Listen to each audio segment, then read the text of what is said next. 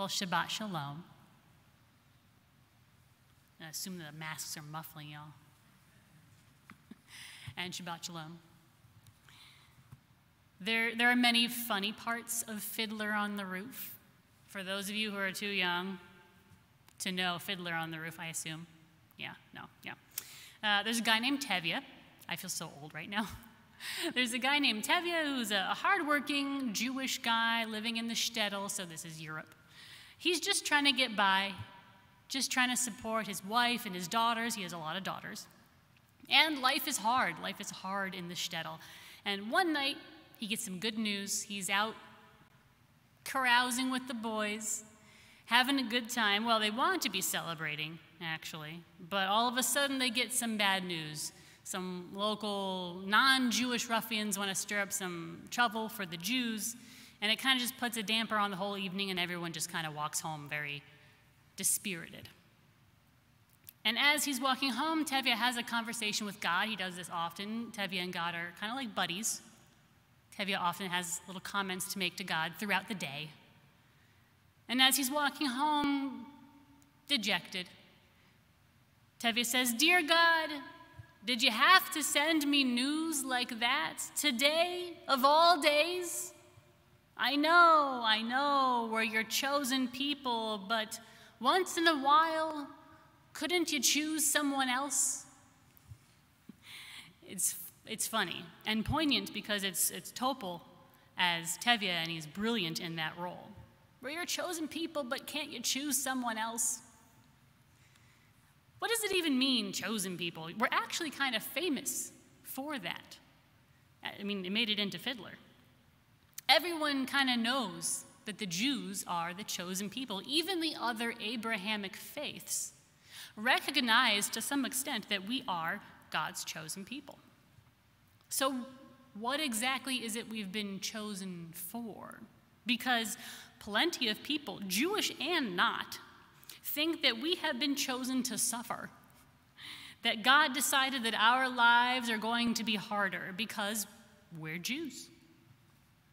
Jewish and non-Jewish theologians think that. So maybe, to echo Tevye for a second, could maybe God choose someone else to suffer for a while? What have we been chosen for? And where does that idea even come from? Well, it comes from where we just read in the Torah, in Yitro. In Yitro, the Israelites are camped out there at the base of Mount Sinai. God goes this to Moses, and Moses goes up the mountain.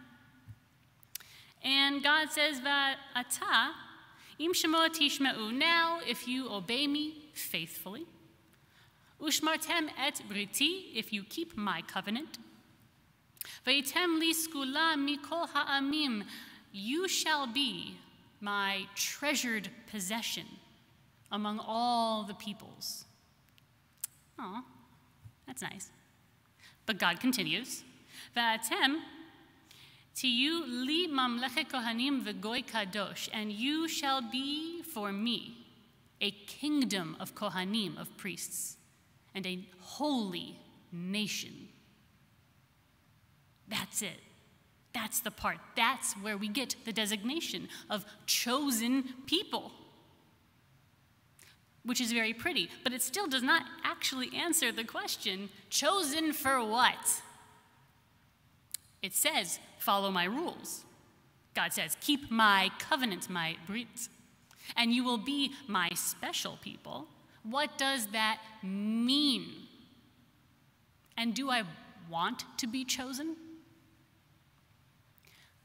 I personally think that chosenness as a concept gets a bad rap because lots of non-Jewish thinkers, philosophers, theologians, what have you, at least especially in the olden days, they used to think, oh, those Jews think they are so special because they're chosen. They think that they're better than everyone else, which is not what it says at all. I just read it to you. Did it say that?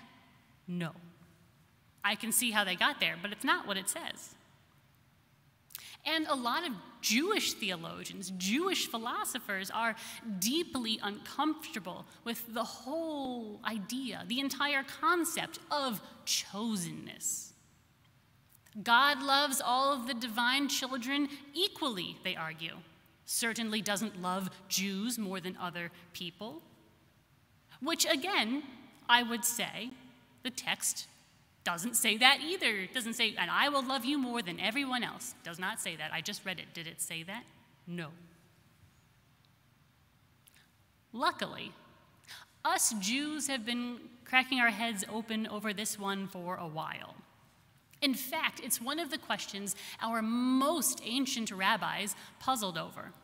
In the Mechilta, they say that when God says, which we just read, Ve'atem tiyu li, and you shall be mine, it means, our ancient rabbis teach, it means that you will follow me. You will follow my teachings. You will follow my laws. God does not think we are better. It's not God loves us and doesn't love others. No, God loves all of the divine children, which is everyone. It's that God loves us a little differently. A little differently.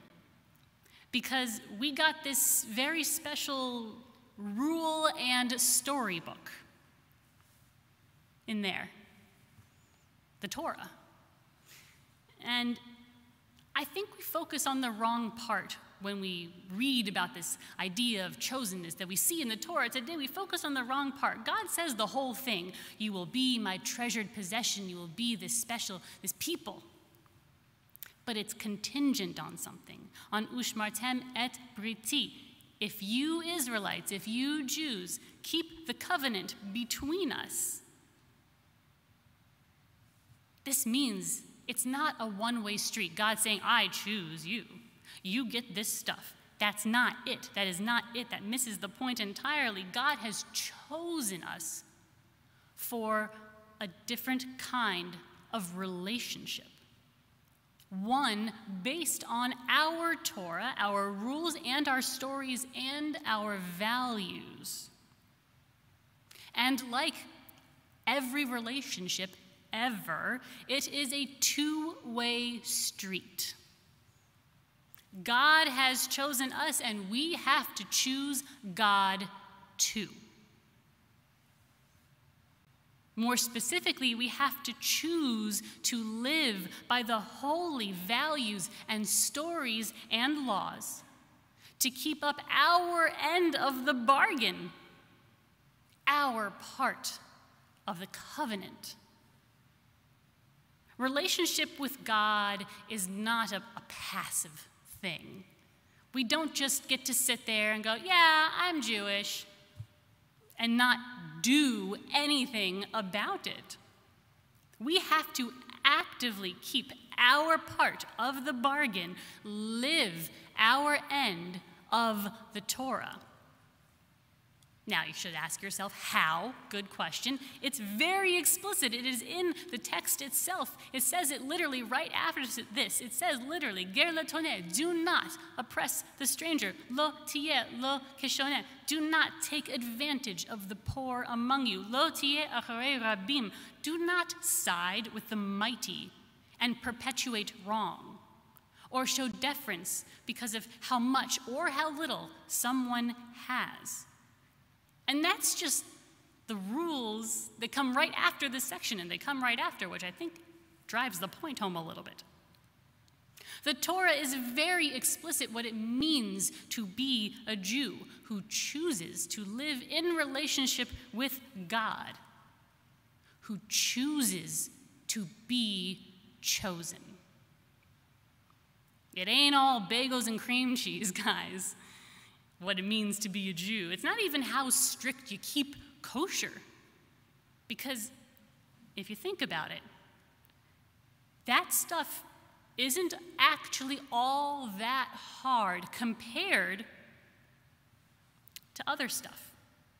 What you do or don't eat, or what you do or don't do on Shabbat, that stuff is a cakewalk compared to how hard it is to be fair to someone you do not like, to take your time, to take your money, to care for people you do not know. to be honest, even when it is uncomfortable for you. But that's what it means. That's what it means, ve'ahavta l're'echa kamocha, to love your fellow human being as you love yourself. That's a very tall order, but that is what it comes down to. That's what all of this comes down to, all the rules and the laws and the stories. Rabbi Hillel very famously taught that the entire body of Jewish law comes down to this. He said, that which is hateful to yourself, you cannot do to someone else. All the rest, he said, all the rest, everything else, is commentary on that idea. And if you have not learned that lesson from all of this, you haven't been paying close enough attention. Rather than feeling dejected about this, I'm not trying to get you to feel dejected. I actually think it's very energizing. We Jews have been tasked with a very big task, and I can't sugarcoat that, I'm sorry. It is a very big task, but at least it is clear. Our end of the bargain, how to fulfill our part of the holy relationship to know God, the divine self, on a whole other level. We get to choose to be chosen every day in what we say and how we act, in the goodness and justice and repair that we can bring to the world that is in our power to do so. Every choice that we make, great and small, is an opportunity to bring more good, more justice, more repair to our very broken world. And when we do so, it is then that we become Mamlechet Kohanim v'Goy Kadosh, a kingdom of priests and a holy nation in relationship with ourselves, with each other, and with God. Who would not want to choose that? Shabbat Shalom.